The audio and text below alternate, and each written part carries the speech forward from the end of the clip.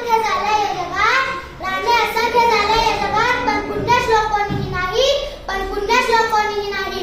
गर्व जिचा आहे या मराठी हृदयाला, गर्व जिचा आहे या मराठी हृदयाला, ती एकच महाराणी अहिल्यादेवी होळकर झाली, ती एकच महाराणी अहिल्यादेवी होळकर झाली. नमस्कार सर्वांना, मी स्वरा माया सिन्हारे, इयत्ता 5वी, रायगड जिल्हा परिषद शाळा शिरवली. त्यागालाही लाज वाटावी, त्यागालाही लाज वाटावी, इतका महान तुझा त्याग, तू धन्य तू महान, तू धन्य तू महान. तुझ्या त्यागाने जागा झाला आम्हा लेकरांचा अभिमान, आम्हा लेकरांचा अभिमान. जेव्हा जेव्हा या समाजात अन्यायाचा धर्म वाटतो, तेव्हा तेव्हा त्याला संपवणारी शक्ती या जगात जन्म घेते. आणि असंच घडलं. 31 मे 1725 रोजी एक मानकोजी शिंदे व सुशीलाबाई यांच्या पोटी धनगर कुटुंबात एक कन्या जन्माला आली. त्या कन्याच्या तेजाने साक्षात सूर्यही लाजला, त्या कन्याच्या तेजाने साक्षात सूर्यही लाजला. त्या महान कन्येचे नाव अहिल्या असे ठेवण्यात आले. तीच महिला जिने सत्याचा मंत्र वापरून विकासाचा तंत्र या हिंदुस्थानाच्या मागे राखला. तीच अहिल्या जिने चूल आणि मूल या समाज व्यवस्थेला झुगारून देऊन एका हातामध्ये शस्त्र आणि दुसऱ्या हातामध्ये शास्त्र घेऊन तब्बल 29 वर्ष आदर्श राज्य केला.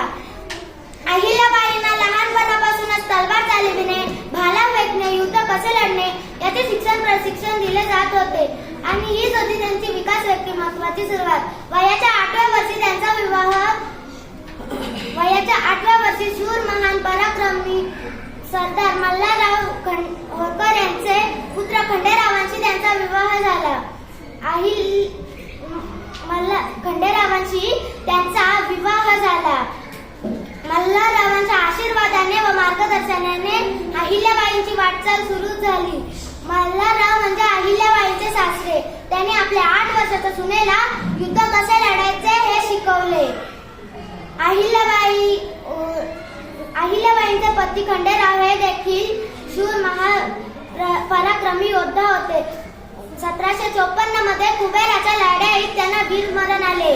नवरा मेल्यावर स्त्रीला सती जाण्याची प्रथा त्या काळी होती, पण मल्हाररावांनी त्यांना सती जाऊ दिले नाही.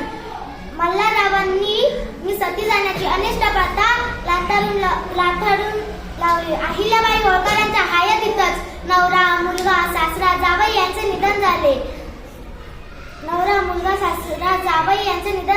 राज्यकारभार पाहण्यासाठी कोणीही पुरुष पुरला नाही. अशा वेळी अहिल्याबाईंनी राज्य करण्याचा निर्णय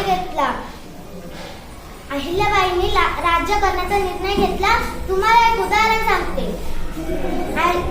याच संधीचा फायदा घेत राघोबा पेशव्यांनी आपली 50,000ची फौज अहिल्याबाईंच्या राज्यावर चालून आणली. पण त्यांची दूरदृष्टी बघा, त्यांनी आपल्या राज्यातील महिलांना तलवार चालविणे, इतर युद्ध कला शिकवल्या.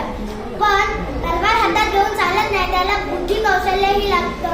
म्हणूनच अहिल्यादेवीने राघोबा पेशव्यांना पत्र लिहिले. मी एकटी आहे, अबला आहे, पण असं समजू नका की तलवार हातात घ्यायला जड जाईल. तलवार हातात घ्यायला जड जाईल.